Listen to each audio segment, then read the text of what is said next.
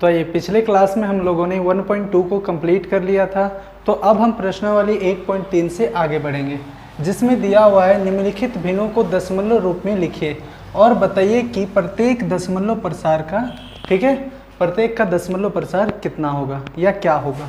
तो देखो दशमलव प्रसार बेसिकली 3 तरह के होते हैं। कितने तरह के? 3 तरह के। एक शांत दशमलव प्रसार होता है, ठीक है, थोड़ा सा मैं बता देता हूँ। शांत दशमलव प्रसार होता है।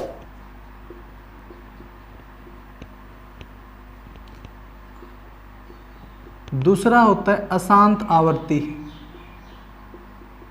इसको पहले नहीं अगर हमको पता रहेगा तो हमारा क्वेश्चन भी नहीं बनेगा। तीसरा होता है अनवसानी अनावर्ती। अनवसानी अनावर्ती। अब बच्चों ध्यान से देखो कि ये जो 3 दशमलव प्रसार है इनका मतलब क्या है कि हम इस भिन्नों को इस दशमलव प्रसार में किस प्रकार निरूपित करेंगे, ठीक है। तो शांत दशमलव प्रसार का मतलब क्या होता है? इसका मतलब कि जिसके शेष में 0 बच जाए, मतलब कोई भी संख्या को हम भाग देंगे तो 0 बच जाएगा। अगर इसको हम देखो 2 का पहाड़ा 4 कितने बार में? 2 बार में। तो ये देखो शेष में मेरा 0 बच गया। शेष में क्या बच गया? 0। तो ऐसे सभी संख्याएं जिनका भाग करने पर हमारा रिमाइंडर 0 आता है, शेषफल 0 आता है, तो उसको हम लोग शांत दशमलव प्रसार कहते हैं। दूसरा है अशांत आवर्ती। तो अशांत आवर्ती का मतलब होता है कि इसके शेष में कभी 0 नहीं आएगा, ठीक है। मतलब जैसे अगर हम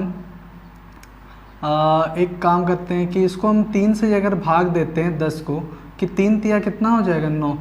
तो 1 आ गया, पॉइंट आ गया, ठीक है, समझ लो। अब 3 का पहाड़ा में 1 तो नहीं आएगा, पॉइंट आ गया 0। फिर 3 तिया कितना हो गया? 9। फिर 1 आएगा, पॉइंट लगा हुआ 0। फिर 3 तिया 9। तो क्या होगा? ये संख्याएं बढ़ती जाएगी, ये संख्याएं बढ़ती रहेगी, लेकिन कभी भी शेषफल में 0 नहीं आएगा। अगला है अनवसानी अनावर्ती। मान लेते हैं अगर 7 को हम 22 से डिवाइड करते हैं तो 7 तिया कितना होता है? 21। कितना बच गया? 1। पॉइंट देंगे 0 आएगा। 7 का 1 गुना 7। फिर कितना बच गया?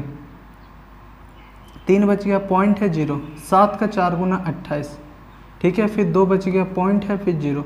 7 का 2 गुना 14, ठीक है। फिर 6 बच गया, फिर पॉइंट लगा हुआ 0 अपने। 7 का 8 गुना 56, तो नीचे फिर 4 बच गया। तो इस प्रकार अगर इसके भागफल में, यहाँ ध्यान दो, ये भागफल है ना, इसमें कभी भी एक प्रकार की संख्याएं बार बार नहीं आएगी, अलग अलग संख्याएं आती जाएगी, आती जाएगी, आती जाएगी, जिसका कभी कोई अंत ही नहीं है, ठीक है। ये संख्याएं एकदम आती जाएगी। इसके लिए हम यहाँ पे क्या करते हैं? ऐसे बार लगा देते हैं, मतलब यही संख्याएं आती जाएगी, आती जाएगी, ठीक है। तो इन तीनों दशमलव प्रसार के बारे में हमें पता चल गया। अब हम क्वेश्चन की ओर बढ़ते हो। प्रश्नावली 1.1 में जो पहला क्वेश्चन हम लोग को दिया हुआ है 36 बट्टे में 100, हम क्या करेंगे? नीचे वाले के ऊपर वाले से डिवाइड करते हैं। तो क्या ये इससे डिवाइड होगा? तो बोलेंगे नहीं होगा, क्योंकि इसके पास 3 डिजिट है, इसके पास 2 डिजिट है, तो ये कभी भी अपने से छोटे को नहीं काट पाएगा। तो हम इसके लिए यहाँ पे 0 बैठाते हैं, तो यहाँ 0 आएगा। अब 100 का 3 गुना कितना हो जाता है? 300 हो जाता है। अब देखो 0 में 0 गया 0, 6 में 0 गया 6, 3 में 3 गया 0। अब पॉइंट लगा हुआ है तो 1 0 अपने। अब 100 का 600 कितने? 6 बार में। तो देखो ये पूरा पूरी कट गया, मतलब मेरा शेषफल कितना आ गया? तो बोलेंगे 0 आ गया। शेषफल कितना आ गया? 0। तो क्या ये शांत दशमलव प्रसार होगा? तो बोलेंगे हाँ, ये शांत दशमलव प्रसार होगा। तो ये शांत दशमलव प्रसार है, शांत दशमलव प्रसार है, ठीक है। इसी तरह अगला क्वेश्चन 11/1, 1/11 है, तो 11 को 1 से देना है। तो देखो क्या ये इसको डिवाइड करेगा? तो बोलेंगे सर कभी भी बड़ा डिजिट छोटे डिजिट को कभी भी ये डिवाइड नहीं करता है, जब तक इसके पास इससे पर्याप्त बैलेंस ना हो जाए। बैलेंस का मतलब क्या होता है कि नंबर उसका ना हो जाए। तो यहाँ पे 0 पॉइंट देंगे तो यहाँ 0 आएगा। क्या अब ये इसको डिवाइड करेगा? तो बोलेंगे नहीं करेगा, क्योंकि अभी ये बैलेंस टाइप में नहीं है।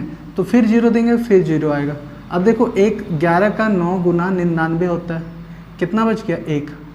पॉइंट लगा हुआ है तो 0 अपने, क्योंकि पॉइंट से हमारा बस एक ही 0 आता है। अब क्या ये इसको डिवाइड कर रहा है? बोलेंगे नहीं। तो यहाँ पे हम लोग 0 बैठेंगे तो यहाँ 0 आएगा। अब फिर ये 11 का 9 गुना कितना हो जाएगा 99, ठीक है। फिर बचेगा 1, मतलब ये संख्याएं बार बार आती जाएगी और शेषफल में कभी भी 0 नहीं होगा। तो ये मेरा किस प्रकार की संख्याएं होगी, तो बोलेंगे अशांत आवर्ती होगी। कैसी होगी, अशांत आवर्ती होगी, ठीक है। ये तीसरा वाला क्वेश्चन देख लेते हैं। 8 का 4 गुना 32, 32 और 1 33 बट्टे में 8। चलो 8 को भी हम लोग 33 से डिवाइड कर लेते हैं कि ये 4 बार में जाएगा, रिमाइंडर मेरा 1 बच जाएगा। तो यहाँ पॉइंट देंगे तो यहाँ 0 आएगा। फिर 8 का 1 गुना 8 दे दे, यहाँ 2 बच गया, पॉइंट लगा हुआ है तो 0 अपने। 8 का 2 गुना कितना हो गया 16, फिर 4 बच गया, पॉइंट लगा हुआ है 0। 8 का 5 गुना 40।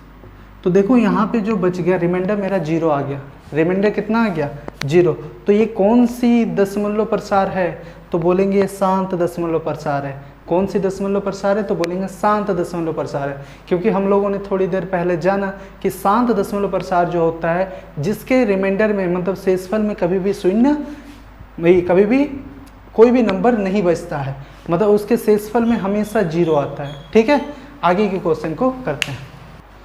तो चलिए आगे क्वेश्चन नंबर 4, 3/13, मतलब 13 को हमको 3 से डिवाइड करना है, ठीक है। तो 3 क्या इसको डिवाइड करेगा, बोलेंगे नहीं करेगा। तो इसके लिए हम लोग यहाँ पे 0 देंगे तो यहाँ 0 आएगा। अब 13 का 2 गुना 26, भागा तो सभी को आता है, ठीक है। तो 30 में 26 गया, 4 बचा, पॉइंट लगा हुआ है 0 अपने। 13 का पहाड़ा में 40, बोलेंगे नहीं, इससे 1 कम 39।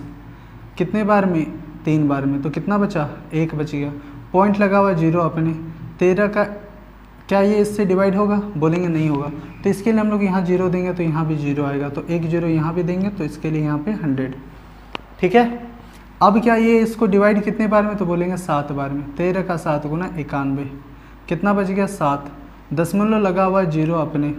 तो 13 का 5 गुना 65, ठीक है, कितना बच गया, तो बोलेंगे 5, दशमलव लगा हुआ 0 अपने, ठीक है। अब ये कितने बार में जाएगा, तो 13 चौका 52 होता है, 13 तिया 39 हो जाएगा। कितना बच गया 11 बच गया, पॉइंट लगा हुआ 0 अपने, ठीक है। अब ये जो आएगा 13 का 8 गुना लगभग 104 होता है, तो ये कितना बच गया 6 बच गया, ठीक है। मतलब ये संख्याएं आती जाएगी। तो ये कैसी संख्याएं होगी, मैंने बोले ना कि एक प्रकार की संख्याएं जो नहीं है, तो ये अलग अलग संख्याएं आती जा रही है, मतलब और भी आएगी। तो ये संख्याएं कैसी संख्याएं हैं, अनवसानी अनावर्ती है, अनवसानी अनावर्ती।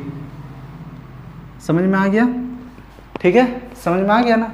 तो ये क्वेश्चन नंबर 5 आप कर लोगे। क्वेश्चन नंबर 6 देखो कि 329/400 है, 400 को 329 से डिवाइड करना है।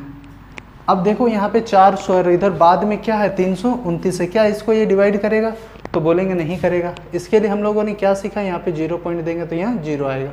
अब ये 4 का लगभग देखो, 4 का पहाड़ा में 32 आता है, बोलेंगे 8 बार में, तो यहाँ 32 उतार दो, 2 संख्या 2 0, ठीक है। 0 में 0, 9 में 0 घटाओ, 32 में 32 गया कैंसिल।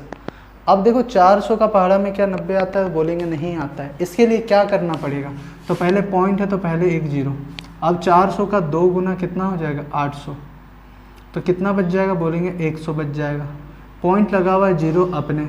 अब 4 का फिर 2 गुना कितना हो जाएगा 800, तो घटाएंगे तो 10 में 8 गया, कितना बच गया 2। अब फिर पॉइंट लगा हुआ है ना, फिर वहाँ से हम 1 0 लेंगे तो फिर 0 आ गया। फिर 400 का 5 गुना लगभग 2000 होता है, कितना हो जाता है 2000, ठीक है। मतलब ये पूरा पूरी कट गया। तो ये कैसी है, ये किस प्रकार है, तो शांत दशमलव प्रसार है। कैसा है, शांत दशमलव प्रसार है। तो हम लोगों ने शांत दशमलव प्रसार, अशांत आवर्ती और अनवसानी अनावर्ती बहुत अच्छे ढंग से समझ लिया है।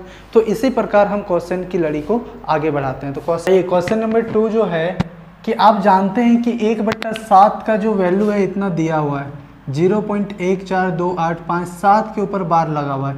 इस बार का मतलब ये संख्याएं बार बार आएगी।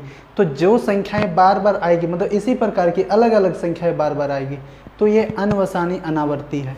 कौन सी संख्याएं हैं, अनवसानी अनावर्ती। वास्तव में लंबा भाग दिए बिना क्या आप बता सकते हैं कि 2/7, 3/7, 4/7, 5/7, 6/7 का दशमलव प्रसार क्या होगा? यदि हाँ तो कैसे? मतलब हमको बिना लंबा भाग दिए, ठीक है, मतलब ये जो 7/1/7 है ना, इसको 7 को 1 से भाग दिए तब ये इतना आया है।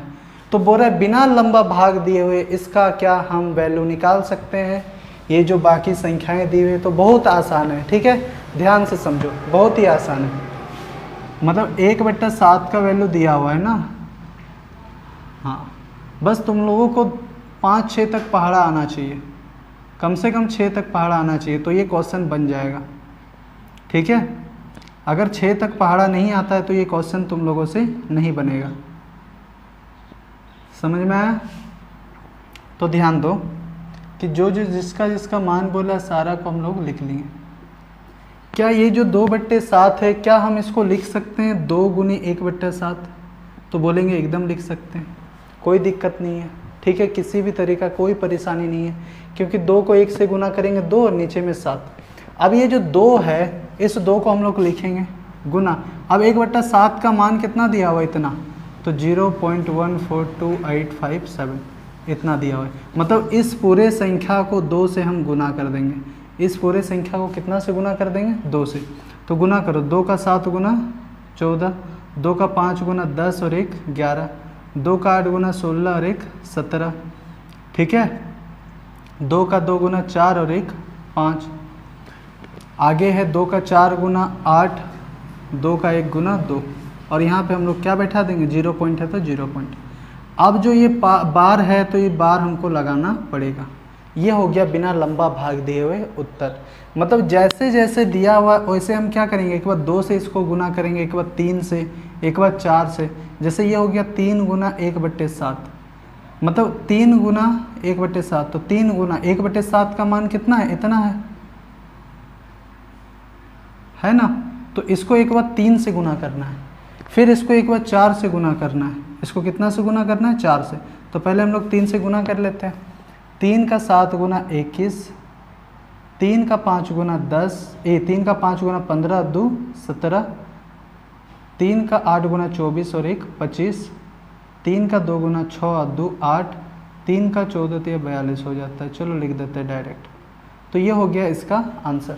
मतलब बोले ना 6 तक पहाड़ा आना चाहिए, कि एक बार इसको फिर हम लोग 4 से पढ़ेंगे, फिर 5 से, फिर 6 से। अगर 4 से चलो हम लोग पढ़ते हैं इसको, तो 4 का 7 गुना कितना हो जाएगा? 28, 4 का 5 गुना 20 और 2 22, 4 का 8 गुना 32, 32 और 2 34, ठीक है, 4 का 2 गुना 8 और 3 11, 4 का 4 गुना 16 और 1 17, 4 का 1 गुना 4 और 1 5। मतलब 0 पॉइंट इतना आएगा। कितना आएगा? 0.571428। अब एक चीज़ बताओ कि इसको तुम 5 से इंटू कर सकता है कि नहीं? मतलब इसका मतलब क्या होता है कि 5 इंटू 1/7 तो इक्वल टू 5 इंटू 1/7 का वैल्यू जो दिया हुआ है 0.142857। इसीलिए मैंने बोला कि आपको 6 तक पहाड़ा आना चाहिए। क्या तुम इसको 5 से गुना नहीं कर सकते हो? तो गुना करो। तो देखो 5 का 7 गुना 35, हाथ में रहा 3, 5 का 5 गुना 25 और 3 28 के 8, हाथ में रहा 2, 5 का 8 गुना 40 और 2 42 के 2, हाथ में रहा 4, 5 का 2 गुना 10 4 14, हाथ में रहा 1, 14 × 5 = 70 होता है तो 1 71 हो जाएगा। और ये 0 पॉइंट जो है ये 0 पॉइंट लगेगा, ठीक है। तो ये आप कर लो कि 6 गुना 1/7, मतलब अगर हम इस पूरे संख्या को 6 से गुना करेंगे तो कितना होगा, ठीक है। ये रहा आपका होमवर्क, ठीक है। मतलब 6 से अगर कोई भी क्या इसी नंबर को अगर गुना करेंगे तो कितना होगा। जैसे 1/7 का मान ये था ना, 2/7 का मान ये आया, मतलब इस पूरे संख्या को 2 से गुना कर दी। उसी तरह आप इसको 6 को इससे गुना कर दोगे तो आंसर आ जाएगा।